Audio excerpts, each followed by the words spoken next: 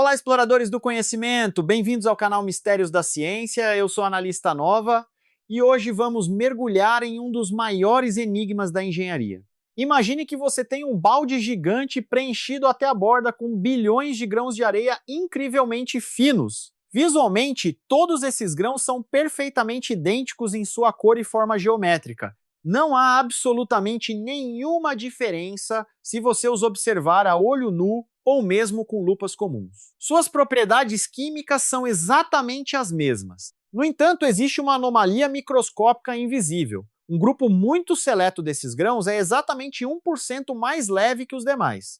Sua tarefa agora é separar manualmente esses milhões de grãos em duas pilhas. Se você tentasse realizar essa separação manualmente usando uma pinça, estaria diante de uma impossibilidade matemática e física que levaria milhões de anos para ser concluída. Mas você sabia que essa analogia da areia é a representação mais precisa de um dos desafios de engenharia mecânica mais complexos e fascinantes de toda a história da tecnologia humana? Para separar essa diferença de peso mais leve que a poeira, os engenheiros não usam pinças, mas sim a máquina rotativa mais extrema já montada pela humanidade. Uma máquina que precisa girar em velocidades muito superiores à velocidade do som, suportando forças de dilaceramento que são milhões de vezes maiores que a própria força da gravidade do nosso planeta Terra. Além disso, essa estrutura complexa deve flutuar sem qualquer atrito dentro de um vácuo absoluto. Esta é a centrífuga a gás, o coração pulsante da tecnologia de enriquecimento de urânio e o maior segredo por trás da energia nuclear moderna. Como uma máquina criadora de combustível nuclear consegue operar sob condições físicas e mecânicas tão absurdamente extremas? Por que esta maravilha tecnológica precisa ser construída com materiais compósitos de fibra de carbono de nível militar e utilizar rolamentos magnéticos que flutuam no ar? O que acontece com a estrutura atômica quando um cilindro de metal é forçado a girar até atingir a marca inacreditável de 100 mil rotações por minuto em um ambiente totalmente desprovido de ar? Hoje, aqui no Mistérios da Ciência, vamos dissecar completamente a física, a mecânica clássica, a dinâmica dos fluidos e a complexa ciência dos materiais desta lendária centrífuga a gás de urânio. Faremos uma jornada imersiva até o nível subatômico para observar como gases perigosos giram em um vórtice letal, impulsionando os limites da nossa própria ciência. Compreenderemos por que dominar esta tecnologia de rotação extrema significa, literalmente, segurar a chave dourada para a era nuclear. Prepare-se, porque vamos mergulhar profundamente em um mundo onde os limites da física teórica e da engenharia de precisão são testados até o seu ponto de ruptura absoluto. Vamos começar analisando a raiz do problema fundamental. O problema central de toda a tecnologia nuclear moderna está enraizado em um simples pedaço de minério de urânio bruto extraído das profundezas da Terra. Na natureza, esse urânio é composto quase inteiramente por dois tipos principais de isótopos. Cerca de 99,3% é urânio-238, o isótopo mais pesado e abundante. E apenas os 0,7% restantes consistem no raro urânio-235. Ambos são exatamente o mesmo elemento químico urânio. Eles reagem da mesma forma e têm a mesma aparência. No entanto, dentro do núcleo de um reator nuclear comercial ou no coração de uma arma de destruição em massa, apenas um deles possui a capacidade de fissão. Apenas o isótopo de urânio 235 pode ser dividido com facilidade para gerar a famosa reação em cadeia, liberando uma quantidade colossal de energia. Este isótopo raro é o combustível principal que o mundo busca. O grande problema é que a concentração natural de 0,7% encontrada nas rochas é simplesmente baixa demais. Para que o urânio seja útil, precisamos descartar uma grande quantidade do isótopo indesejado 238, a fim de aumentar artificialmente a proporção do precioso 235. Esse processo rigoroso de aumentar a proporção do isótopo leve é o que chamamos mundialmente de enriquecimento de urânio, uma tarefa de proporções épicas. Se o seu objetivo é fabricar combustível para um reator de energia civil que ilumina cidades, você precisará enriquecer o urânio até atingir uma pureza de cerca de 3 a 5%. Contudo, se a intenção sombria for construir uma arma nuclear estratégica, o nível de pureza exigido salta drasticamente para incríveis 90% ou até mais. É exatamente aqui que começa o pior pesadelo dos químicos. Como os isótopos 235 e 238 são elementos quimicamente idênticos em suas camadas eletrônicas, eles reagirão de maneira exatamente igual a qualquer substância química conhecida. A química tradicional falha miseravelmente diante desse enigma subatômico. Você não pode simplesmente usar um ácido forte, uma base corrosiva ou um solvente especial para separá-los. Reações puramente químicas são completamente inúteis nesse cenário. Não podemos confiar nas ligações de seus elétrons. A única diferença real e mensurável entre esses isótopos irmãos está escondida profundamente no núcleo de seus átomos. Os nêutrons. O urânio 238 possui exatamente 3 nêutrons extras em comparação com seu irmão mais leve. Essas 3 minúsculas partículas subatômicas tornam o isótopo ligeiramente mais pesado, criando uma diferença de massa de apenas cerca de 1,2%. Essa diferença microscópica de massa é a única porta de saída para a engenharia. Como a química falhou em nos ajudar, os engenheiros nucleares tiveram que recorrer às leis inexoráveis da física clássica e da mecânica. A regra é clara: se um objeto é mais pesado, ele responderá a forças físicas intensas de maneira sutilmente diferente em comparação com um objeto mais leve. Mas como aplicar força a um pedaço sólido de metal denso para manipular o urânio com forças centrífugas físicas, não podemos deixá-lo em sua forma natural de bloco metálico sólido. O urânio sólido não pode ser separado mecanicamente. Seu estado físico deve ser radicalmente transformado. O primeiro passo crucial, antes do início do processo mecânico, é converter esse metal pesado em um gás altamente volátil. Os cientistas reagem o urânio purificado com o gás flúor, um elemento extremamente reativo e altamente corrosivo. O resultado surpreendente dessa reação química perigosa é uma molécula nova e complexa chamada hexafluoreto de urânio, ou simplesmente gás UF6. É exatamente este gás exótico que será bombeado para dentro das poderosas máquinas centrífugas. Este notável gás, hexafluoreto de urânio, possui propriedades termodinâmicas únicas. Em temperatura ambiente normal, ele se apresenta como um cristal sólido branco. No entanto, se for aquecido a uma temperatura de apenas 56 graus Celsius, ele sublima de forma instantânea, transformando-se diretamente do estado sólido para o estado gasoso. É apenas nessa forma gasosa que os milhões de moléculas de UF6, contendo tanto os isótopos pesados quanto os leves, podem se mover livremente e estar prontos para a separação física. Agora temos em mãos uma mistura gasosa caótica.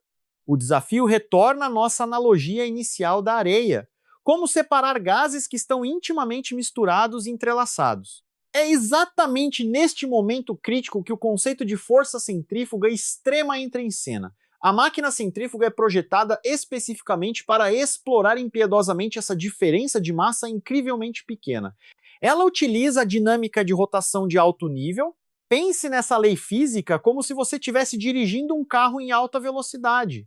Se você virar o volante bruscamente para a direita, seu corpo será lançado com força para o lado esquerdo, como se fosse puxado por uma mão invisível. Quanto mais pesado for o seu corpo, mais forte você será arremessado para fora da curva. O princípio da inércia e essa força fictícia são a verdadeira alma de toda a operação de enriquecimento global. Para entender melhor o funcionamento interno da centrífuga a gás, vamos usar uma analogia comum que encontramos em nossas casas: a máquina de lavar roupas. Quando a lavadora entra no ciclo de centrifugação para secar, o tambor interno gira muito rápido. As roupas molhadas são atiradas com violência contra a parede perfurada do tambor de aço. Enquanto as roupas grudam na parede, a água pesada é espremida para fora. Essa força que atira os tecidos pesados contra a parede da lavadora é a força centrífuga clássica. A centrífuga de urânio opera baseada nesse mesmo princípio fundamental, mas com uma diferença vital. Ela opera em velocidades de precisão em um ambiente milhões de vezes mais extremo. Em vez de roupas úmidas, o cilindro longo do rotor da centrífuga faz girar o gás hexafluoreto de urânio dentro de uma câmara de vácuo absoluto. O gás é bombeado cuidadosamente para a seção central do rotor cilíndrico que já está girando intensamente. Assim que o gás entra, ele é imediatamente varrido pela rotação furiosa e forçado a girar junto. Neste ponto crítico, as leis da física assumem o controle total. A gigantesca força centrífuga gerada pela rotação do cilindro age como uma gravidade artificial incrivelmente forte, puxando implacavelmente as partículas de gás para fora. Como as moléculas contendo o isótopo de urânio 238 são mais pesadas, sua inércia é muito maior. Consequentemente, a força centrífuga arremessa essas moléculas pesadas com muito mais violência contra a parede externa do cilindro. Elas se acumulam densamente, formando uma camada espessa de gás quase sólido colada à parede do rotor, deixando um espaço no centro. Por outro lado, as moléculas com o isótopo 235 são mais leves. Embora também sejam empurradas para fora, elas não conseguem penetrar a muralha densa de moléculas pesadas na borda. Como resultado, o urânio leve é forçado a se agrupar, formando um vórtice de gás mais próximo ao eixo central do cilindro. Este é o processo magistral que separa a mistura de forma radial do centro para a borda da máquina rotativa. No entanto, esta separação radial primária é extremamente ineficiente se confiarmos apenas na força centrífuga pura. Uma diferença de massa de apenas 1% é pequena demais para uma separação perfeita em uma única rotação. As camadas de gás na parede e no centro ainda se misturam significativamente. Precisamos de uma engenharia adicional brilhante. Para multiplicar a eficiência da separação dentro do mesmo tubo cilíndrico, os engenheiros criaram um fluxo de gás secundário astuto, que se move verticalmente de cima para baixo. Isso é chamado de fluxo axial ou contracorrente. Como eles criam esse fenômeno mágico? A parte inferior do rotor é aquecida intencionalmente, enquanto o topo é resfriado. Essa diferença de temperatura deliberada cria uma convecção térmica vigorosa dentro do gás. O gás quente na base se expande, torna-se mais leve e sobe ao longo do eixo central. Enquanto isso, o gás frio no topo se contrai, torna-se mais denso e desce pela parede externa. Essa corrente térmica se funde com a rotação horizontal violenta da centrífuga. O efeito dessa contracorrente vertical é simplesmente extraordinário. Ele multiplica severamente o efeito de separação da força centrífuga. O gás rico no isótopo leve de urânio 235 é continuamente empurrado para o topo do cilindro. Enquanto isso, o gás residual, dominado pelo urânio pesado, é varrido impiedosamente para o fundo. O cilindro agora está dividido em dois polos de concentração extrema. No topo e na base do cilindro, existem pequenos tubos estacionários estrategicamente posicionados, chamados de scoops ou colheres de captura. O tubo no topo suga delicadamente o gás enriquecido. Já o scoop inferior tem a tarefa de extrair o gás de exaustão cheio de urânio inútil. Este design mecânico pode parecer simples na teoria em um quadro negro, mas sua execução no mundo real é um verdadeiro pesadelo. A teoria da separação nos leva a uma regra absoluta na física de centrífugas: velocidade. Quanto mais rápido o cilindro girar, maior será a força centrífuga e, consequentemente, muito mais eficiente será a separação.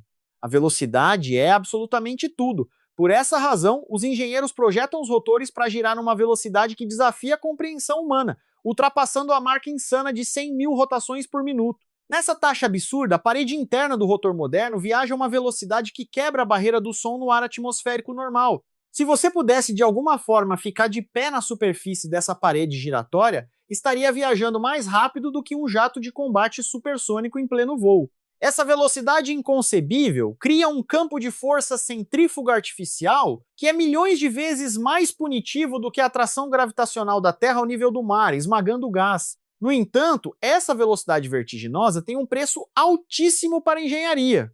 Quando um tubo de material é girado tão rápido, ele sofre um fenômeno de estresse letal chamado tensão circunferencial, ou Hoop stress. A força centrífuga do gás denso e a própria massa do tubo tentam desesperadamente rasgar a estrutura metálica de dentro para fora. A máquina tenta se expandir e explodir como um balão de festa inflado além do seu limite. Se você fabricar o rotor de uma centrífuga usando aço de construção comum, por mais forte que esse aço seja para sustentar arranha-céus, ele não sobreviverá. A 100.000 rotações por minuto, o aço comum se curvaria, rasgaria e se despedaçaria instantaneamente. A estrutura colapsaria por não suportar sua própria tensão circunferencial massiva.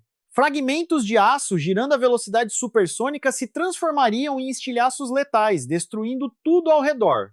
É precisamente por esse motivo que a tecnologia de construção de centrífugas é um dos segredos mais bem guardados e restritos do mundo internacional. O desafio principal não é entender a física teórica da separação de isótopos, mas sim dominar a ciência avançada dos materiais para construir um cilindro que não exploda durante a rotação. Os engenheiros precisavam de materiais exóticos, super fortes, mas simultaneamente muito leves, para não adicionar carga extra de massa à força centrífuga destrutiva. Nas primeiras gerações rudimentares de centrífugas nucleares, os cientistas utilizaram ligas de alumínio especiais de alta resistência militar. O alumínio foi escolhido devido à sua massa relativamente baixa. No entanto, essas ligas de alumínio possuíam um limite de velocidade de rotação bastante baixo antes que o material sucumbisse à tremenda pressão. A eficiência de separação daquela era subótima, pois eles não podiam girar as máquinas mais rápido sem o risco iminente de destruição catastrófica do rotor. A evolução implacável da ciência nos levou a um material revolucionário chamado aço Meridian.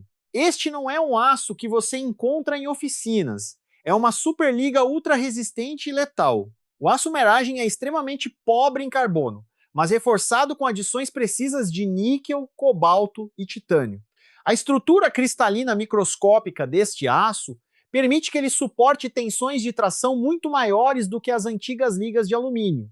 Isso permitiu rotações significativamente mais rápidas e um enriquecimento muito mais eficiente do gás. Mas o verdadeiro ápice da engenharia de rotores modernos, como visto nas avançadas séries europeias ou iranianas, é o uso maciço de compósitos de fibra de carbono. A fibra de carbono é um material mágico indiscutível na engenharia mecânica extrema. Ela possui uma resistência à tração que supera de longe o aço Meridian, pesando quase nada em comparação. Esta é a combinação mais perfeita que a física permite. Quando um cilindro de fibra de carbono é girado a velocidades supersônicas, a excelente relação força-peso deste material garante que a monstruosa força centrífuga gerada por sua própria massa não rasgue a estrutura. As fibras são tecidas em padrões cruzados e circulares calculados por computadores. Esses padrões complexos servem para absorver e neutralizar a brutal força de rasgo radial proveniente do interior do cilindro.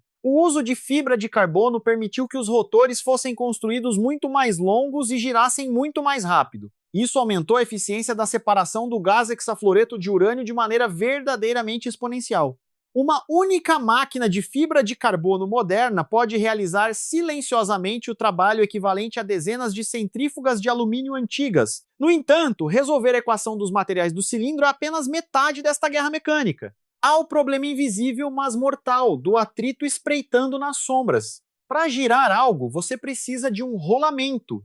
Em um motor de carro ou motor elétrico comum, usamos rolamentos de esferas de aço banhados em óleo lubrificante espesso. Eles reduzem o atrito entre o eixo giratório e a carcaça parada. Mas lembre-se da nossa escala, estamos lidando com 100 mil rotações por minuto. Se você instalasse rolamentos convencionais aqui, o desastre seria absolutamente imediato. O atrito mecânico nessas velocidades geraria um calor tão extremo que, em questão de segundos, o lubrificante evaporaria. As esferas de aço derreteriam e se fundiriam, e a máquina explodiria instantaneamente numa bola de fogo de estilhaços. O atrito físico é o maior inimigo da velocidade extrema. Então, qual é a solução elegante para este problema fatal? A solução mecatrônica de nível divino para este gargalo é eliminar completamente o contato físico na extremidade superior do rotor. Os engenheiros utilizam um sistema futurista chamado rolamentos magnéticos. Na ponta superior do cilindro é acoplado um poderoso ímã permanente. Acima dele, na estrutura da máquina, há um eletroímã controlado por computador.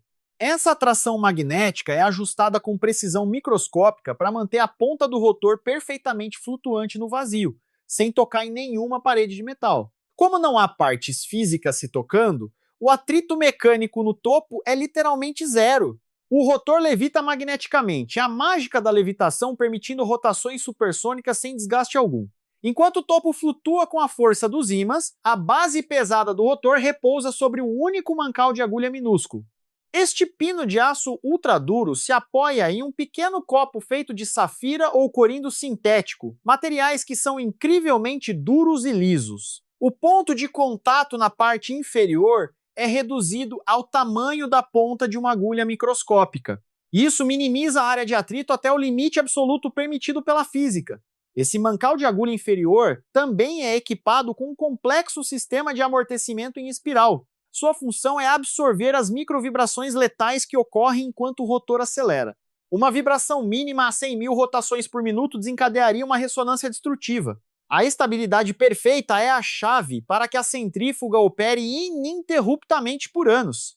Mas mesmo eliminando o atrito mecânico, resta um monstro invisível: o atrito do ar atmosférico. Se este cilindro supersônico tocasse o ar livre, o atrito aerodinâmico geraria calor suficiente para derreter titânio, criando ondas de choque que rasgariam a sala inteira. O ar deve ser totalmente banido. Portanto, todo o rotor da centrífuga é selado dentro de um invólucro externo grosso feito de aço maciço. Este tubo externo não gira. Sua função é servir como uma blindagem protetora e, mais importante, como uma câmara de vácuo impenetrável. Bombas de vácuo de alta potência sugam implacavelmente todo o ar interior. Isso cria um ambiente de vácuo quase perfeito. Operar no vácuo significa que o rotor não sofre nenhum atrito aerodinâmico, que pode girar além da barreira do som em silêncio absoluto, sem gerar calor devido ao ar. Além disso, o invólucro de aço atua como um escudo de contenção de explosão, caso o rotor interno se desintegre devido à falha do material. Então, como eles conseguem girar um cilindro que flutua no vácuo sem tocá-lo? É aqui que entra o motor elétrico do estator. Na parte inferior do invólucro, são instaladas bobinas de fio de cobre eletromagnético estacionárias. Enquanto isso, na base do rotor giratório, um disco de ímã permanente é fixado. O estator gera um campo magnético rotativo. Esse campo magnético invisível agarra o rotor através do vácuo e o faz girar como um gigantesco motor de indução sem contato físico.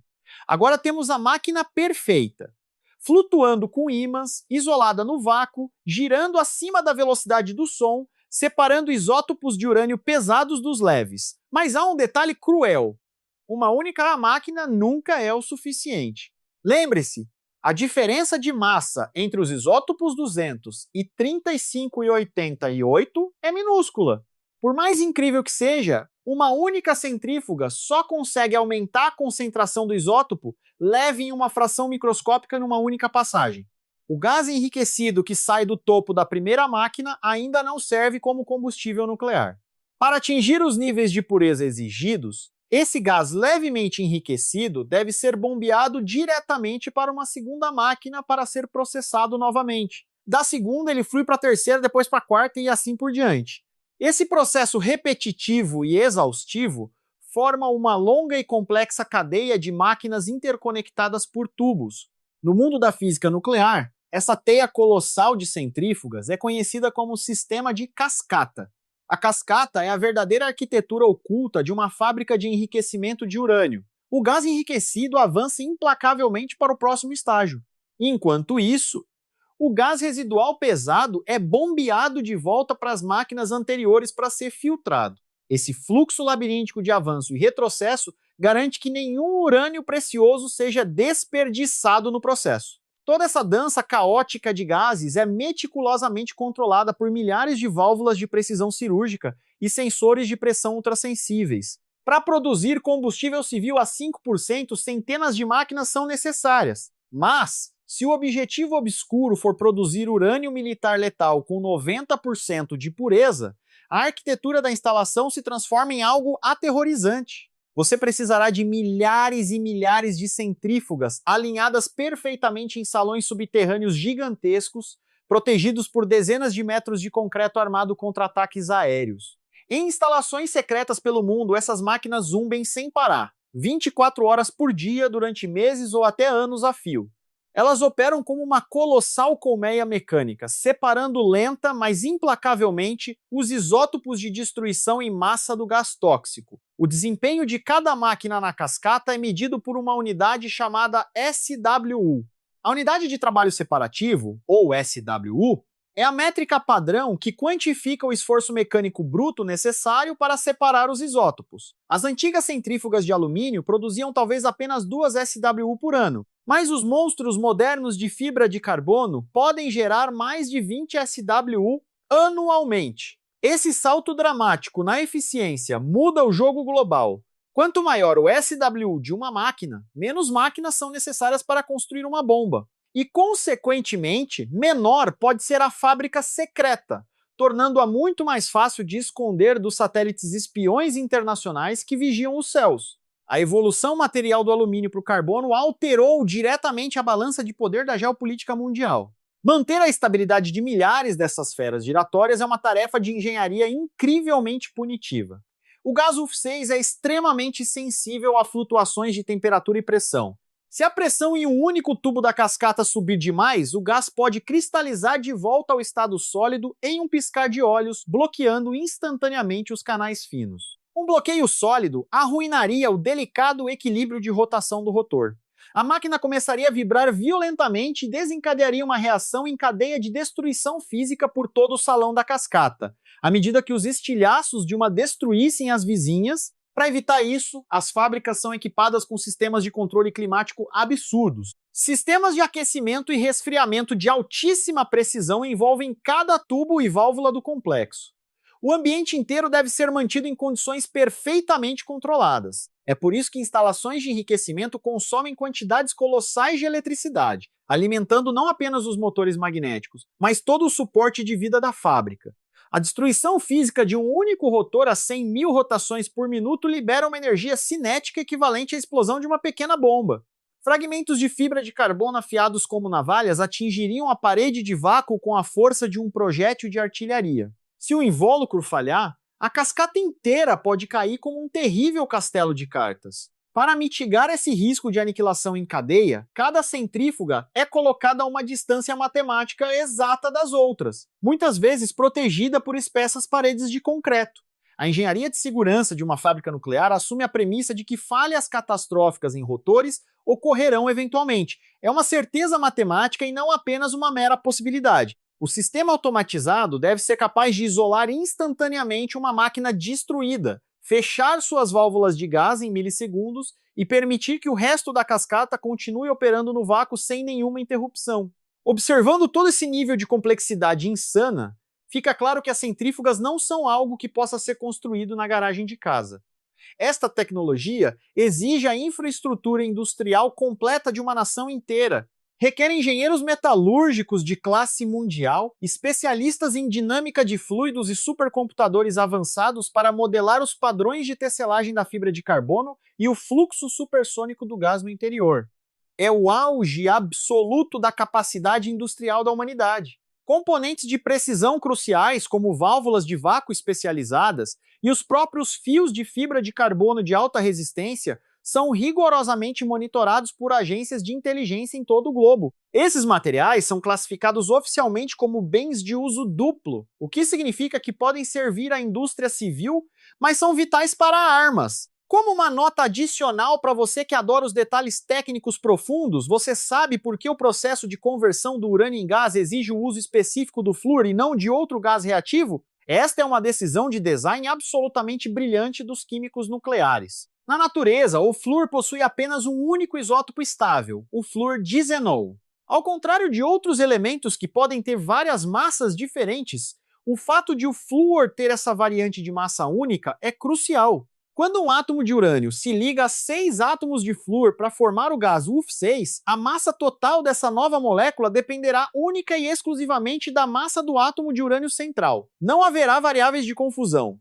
Se usássemos outro elemento, a massa total das moléculas gasosas variaria de forma caótica, confundindo totalmente a centrífuga. Usando o flúor, os engenheiros garantem 100% de certeza de que qualquer diferença de peso entre duas moléculas de gás é causada estritamente pela diferença entre o urânio leve e o urânio pesado no núcleo da molécula. Apesar dessa elegância matemática, o gás hexafluoreto de urânio é um demônio absoluto em termos de manuseio químico.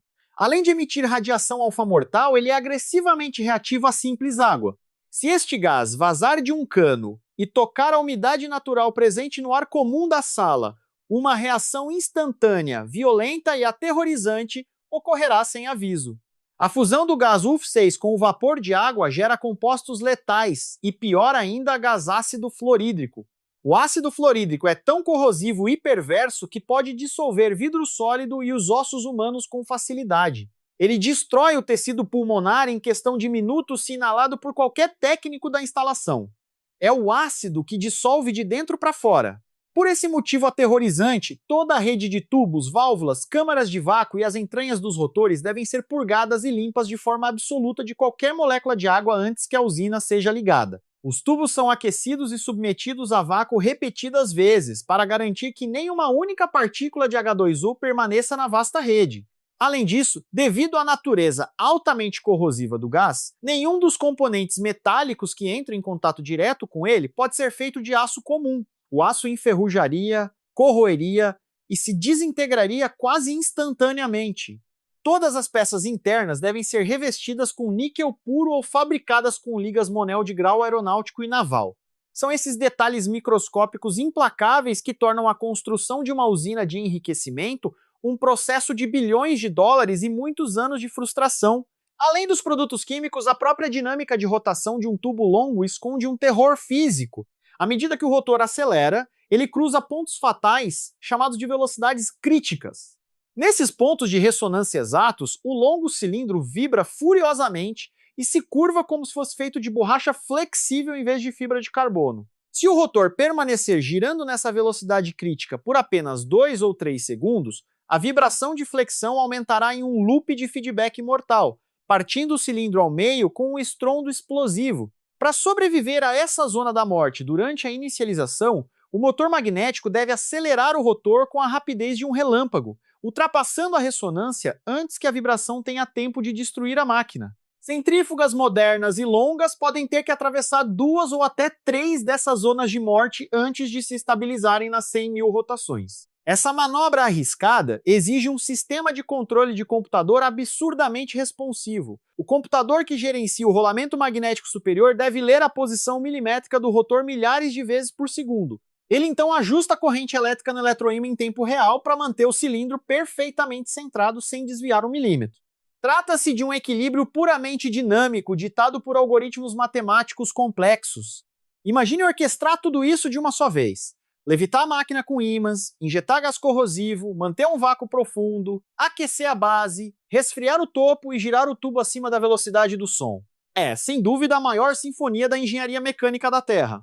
Não é de admirar que inspetores das agências internacionais sejam tão obcecados quando visitam essas fábricas. Eles não apenas contam as máquinas, mas medem meticulosamente as dimensões e o material exato dos rotores. Esses dados revelam imediatamente a rapidez com que uma nação poderia teoreticamente produzir material suficiente para armas estratégicas. O tempo calculado que um país levaria para acumular urânio altamente enriquecido suficiente para uma única ogiva é chamado de tempo de ruptura, ou breakout time. Se eles possuírem centrífugas longas de fibra de carbono em vez de alumínio, esse tempo de ruptura despenca dramaticamente, desencadeando pânico imediato e tensões políticas em todo o globo. Praticamente todas as tensões geopolíticas, tratados nucleares complexos e negociações de alto nível entre superpotências giram literalmente em torno deste único dispositivo mecânico. A engenharia extrema que ocorre dentro das paredes de aço de uma centrífuga a gás ditou implacavelmente as políticas de segurança estrangeira por mais de meio século. Dominar esta tecnologia formidável não é apenas saber fabricar um tubo que gira rápido, é o domínio absoluto sobre a capacidade de manipular a estrutura fundamental da matéria no universo. Mas essa máquina incrível carrega um paradoxo aterrorizante. De um lado, ela nos fornece a chave para uma energia limpa e abundante, iluminando cidades inteiras sem carbono. Por outro lado, a exata mesma máquina, girando na mesma velocidade, mas operando por um pouco mais de tempo, produzirá o núcleo denso de uma ogiva nuclear capaz de extinguir uma civilização humana inteira em um piscar de olhos. É uma lembrança arrepiante de que o avanço do conhecimento científico puro é, por sua própria natureza, uma espada de dois gumes. Curiosamente, devido ao fato de essas máquinas dependerem de um equilíbrio de rotação tão frágil e controlado por software, elas possuem um calcanhar de Aquiles digital e fatal. Foi exatamente essa vulnerabilidade de software que foi brutalmente explorada pelo lendário vírus de computador Stuxnet, que se infiltrou em instalações nucleares altamente protegidas. O Stuxnet alterou silenciosa e maliciosamente as velocidades dos rotores, forçando as máquinas a entrarem em suas zonas de ressonância letal, fazendo com que milhares de centrífugas de fibra de carbono simplesmente se despedaçassem de dentro para fora. A história de como linhas de código destruíram o material mais forte do mundo será nosso próximo grande vídeo. Você não pode perder esse épico documentário de guerra cibernética. Agora eu pergunto a você, depois de ver toda essa complexidade, você acha que a engenharia mecânica de uma centrífuga a gás é muito mais intrincada do que o motor de um carro de Fórmula 1 ou a turbina de um jato comercial avançado? Compartilhe suas opiniões técnicas nos comentários abaixo. Eu, analista nova, estou extremamente ansiosa para ler as perspectivas de todos os nossos amigos estudantes de engenharia e física aqui no Mistérios da Ciência. Entender a física monumental por trás dessa tecnologia nos eleva de meros observadores das notícias para pensadores críticos sobre as questões urgentes de energia global e segurança internacional. Se a nossa analogia da areia e da máquina de lavar ajudou você a desvendar os mistérios dessa física nuclear altamente complexa, por favor, não se esqueça de clicar no botão de curtir. Compartilhe este documentário imersivo em seus grupos de faculdade para que mais pessoas possam visualizar a anatomia e a verdadeira magia mecânica dessas máquinas extremas. O conhecimento científico rigoroso deve ser disseminado para que possamos entender coletivamente a tecnologia que molda a nossa civilização moderna e a direção sombria ou luminosa do nosso mundo. Continue apoiando o canal Mistérios da Ciência, se inscrevendo e ativando o sino de notificações para não perder nossas próximas análises profundas e visuais. O seu apoio contínuo é o nosso combustível essencial para continuar dissecando o maquinário e as tecnologias militares mais complexas do planeta com animações em 3 dimensões detalhadas e fáceis de compreender. A tecnologia e a engenharia continuarão a evoluir impiedosamente, quebrando os limites do que antes considerávamos uma impossibilidade total. O que antigamente era julgado como impossível pelas leis da mecânica clássica, hoje gira furiosamente e em completo silêncio dentro de um vácuo absoluto. Eu sou a Analista Nova, me despedindo de vocês. Muito obrigada por assistir e nos vemos no nosso próximo documentário de ciência e engenharia. Mantenham-se curiosos e continuem explorando os mistérios.